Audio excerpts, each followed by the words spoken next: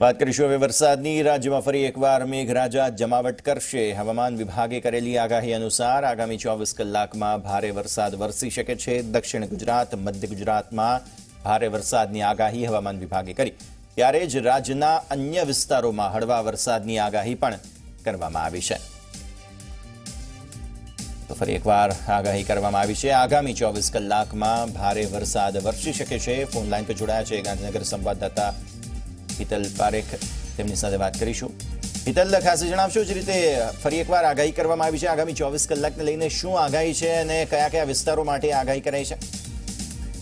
જે ચોક્કસ એવું કહી શકાય કે જે 24 કલાક માટેની આગાહી હવામાન વિભાગ દ્વારા કરવામાં આવી છે એ મૂળભૂત રીતે વલસાડ, નવસારી, દાહોદ, મહીસાગર સહિતના જે વિસ્તારો છે એ વિસ્તારોમાં ભારેથી અતિ ભારે વરસાદ થવાની સંભાવનાઓ હવામાન વિભાગ દ્વારા વ્યક્ત કરવામાં આવી છે।